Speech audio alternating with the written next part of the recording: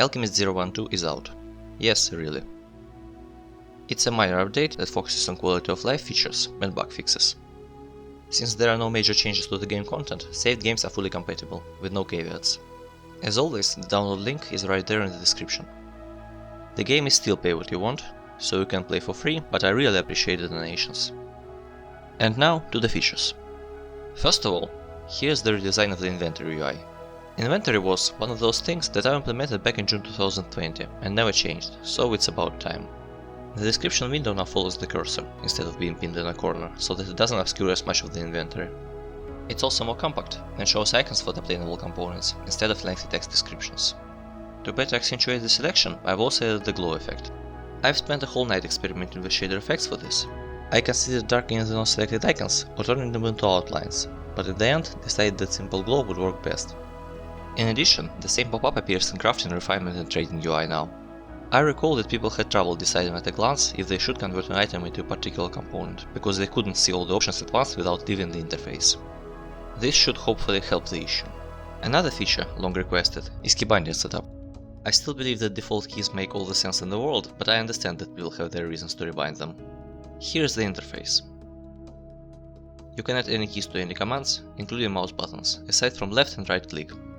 The game automatically tracks potential conflicts. If you try to replace a key with one that's already taken, it will solve the key bindings.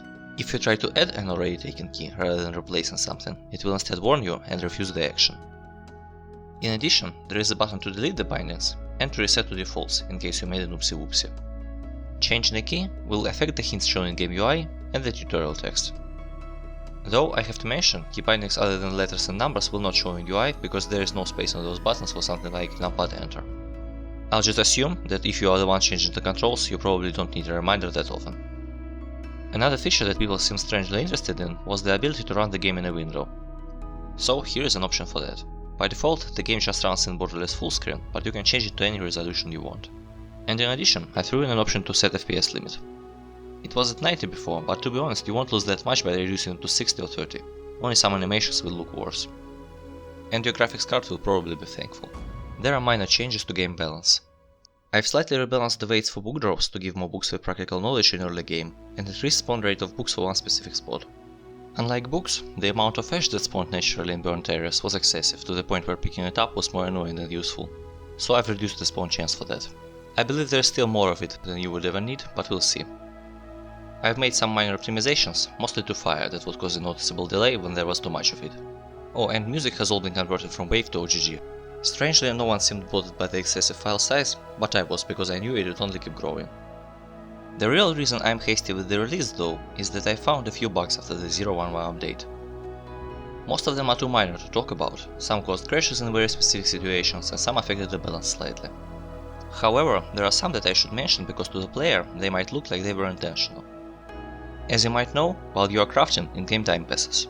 Over that time, your lanterns and torches kept burning, wasting enormous amounts of fuel as crafting often takes hours. That was a bug, and it's been fixed, so now you don't have to unequip your lantern while crafting. However much time passes, no fuel will be spent. Another bug was the game not recognizing chasms as a passable terrain for the purpose of finding, even if you use the Gecko potion. So you could move there using keyboard but not mouse.